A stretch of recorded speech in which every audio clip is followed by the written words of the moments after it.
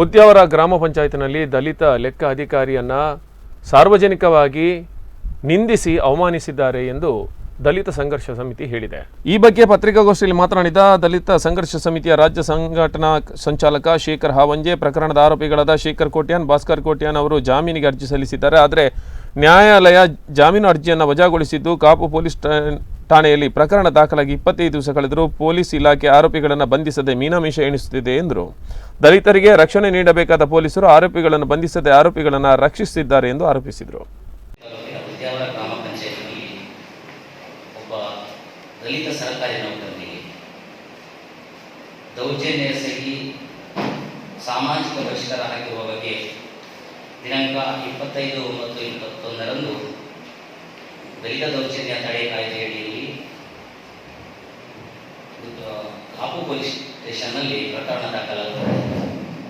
ಪ್ರಕರಣ ದಾಖಲಾದ ನಂತರ ದಿನದಲ್ಲೂ ಕೂಡ ಆ ಆರೋಪಿತರೇ ಇಬ್ಬರು ಬಂದು ಗ್ರಾಮಸ್ಥರಿಗೆ ತಪ್ಪು ಸಂದೇಶಗಳನ್ನು ಕೊಟ್ಟು ಇಂಥ ಒಬ್ಬ ಅಧಿಕಾರಿ ಸುಳ್ಳು ದೂರು ನುಡಿಯುತ್ತಾನೆ ಎಂದು ಹೇಳಿ ಗ್ರಾಮಸ್ಥರ ಗಮನವನ್ನು ಬೇರೆಡೆಗೆ ಸೆಳೆದು ಆ ಆರೋಪಿತರೇ ಬಂದು ಗ್ರಾಮ ಪಂಚಾಯತ್ ಹೊರಗಡೆ ಧರಣಿ ನಡೆಸಿರುವಂಥದ್ದು.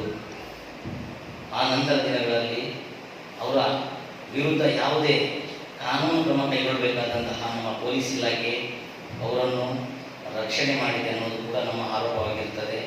ಯಾಕಂತ ಹೇಳಿದರೆ ಮಾನ್ಯ ಉಚ್ಚ ನ್ಯಾಯಾಲಯದ ಸರ್ವೋಚ್ಚ ನ್ಯಾಯಾಲಯದ ಆದೇಶ ಕೂಡ ಇದೆ. ದಲಿತ ದೌರ್ಜನ್ಯ ತಡೆ ಕಾಯ್ದೆಯಲ್ಲಿ ಪ್ರಕರಣ ದಾಖಲಾದ ಕೂಡಲೇ ಆರೋಪಿತರನ್ನು ಬಂಧಿಸಬೇಕು ಅಂತ ಅದೊಂದು ಪ್ರಕ್ರಿಯೆ ನಮ್ಮ ಜಿಲ್ಲೆಯಲ್ಲಿ ಎಲ್ಲೂ ಇದುವರೆಗೆ ನಡೀತಾ ಇಲ್ಲ. ಹಾಗಾಗಿ ಇದು ಮಾತ್ರವಲ್ಲದೆ ಅನೇಕ ಪ್ರಕರಣಗಳಲ್ಲಿ ದೌರ್ಜನ್ಯ ಪ್ರಕರಣ ಏನಿದೆ ಆ ಪ್ರಕರಣದಲ್ಲಿ ಸುಮಾರು ಪ್ರಕರಣಗಳು ದಾಖಲಾಗಿರುವ ಕೂಡ ಕೆಲವೊಂದು ಪ್ರಕರಣಗಳನ್ನ ಪೊಲೀಸ್ ಇಲಾಖೆ ದಾಖಲು ಮಾಡಿಕೊಳ್ಳಿಕ್ಕೆ ಕೇಳ್ತಾ ಇಲ್ಲ, ಪ್ರಥಮ ವರ್ತಮಾನವನ್ನು ದಾಖಲಿಸಿಕೊಳ್ಳಿಕ್ಕೆ ಕೇಳ್ತಾ ಇಲ್ಲ. ಯಾಕಂತ ಹೇಳಿದ್ರೆ ಅವರಿಗೆ ಬಾಹ್ಯ ಒತ್ತಡಗಳು, ರಾಜಕೀಯ ಒತ್ತಡಗಳು ಇವುಗಳನ್ನ ಬಳಸಿಕೊಂಡು ಆ ಪ್ರಕರಣಗಳನ್ನ ಠಾಣಾ ಹಂತದಲ್ಲೇ ಮುಕ್ತಾಯಗೊಳಿಸುವಂತಹ ಪ್ರಕ್ರಿಯೆ ನಡೀತಾ ಇದೆ. ಇದಕ್ಕೆ ನಾನು ಇತ್ತೀಚೆಗೆ 1-2-3 ಪ್ರಕರಣಗಳಲ್ಲಿ ಸ್ವತಃ ನಾನೇ ಹೋಗಿ ಠಾಣೆಗೆ ಹೋಗಿ ಪ್ರಕರಣವನ್ನು ದಾಖಲಿಸಬೇಕಾದಂತ ಪರಿಸ್ಥಿತಿ ಎದುರಾಗಿದೆ. ಯಾಕಂತ ಹೇಳಿದ್ರೆ ಅವರು ಸಾಮಾನ್ಯವಾಗಿ ದಲಿತ ಸಮುದಾಯಕ್ಕೆ ಸಂಬಂಧಪಟ್ಟಂತಹ ಯಾವುದೋ ಒಬ್ಬ ವ್ಯಕ್ತಿ ಠಾಣೆಗೆ ಹೋಗಿ ಪ್ರಕರಣವನ್ನು ದಾಖಲು ಮಾಡ್ತಾರೆ ಅಂತ ಹೇಳಿದ್ರೆ ಅವರ ದಿಕ್ಕನ್ನು ತಪ್ಪಿಸುವಂತಹ ಪ್ರಯತ್ನಗಳನ್ನ ಮಾಡ್ತಾ ಇದ್ದಾರೆ. ಅವರಿಗೆ ಇದು ನಾಳೆ 2 ದಿವಸ ಬಿಟ್ಟು ನಾವು ಪ್ರಕರಣವನ್ನು ದಾಖಲು ಮಾಡ್ಕೊಳ್ತೇವೆ, 1 ವಾರ ಬಿಟ್ಟು ದಾಖಲು ಮಾಡ್ಕೊಳ್ತೇವೆ, ಈ ಎಲ್ಲ ವಿಚಾರಗಳನ್ನ ಹೇಳ್ತಾರೆ.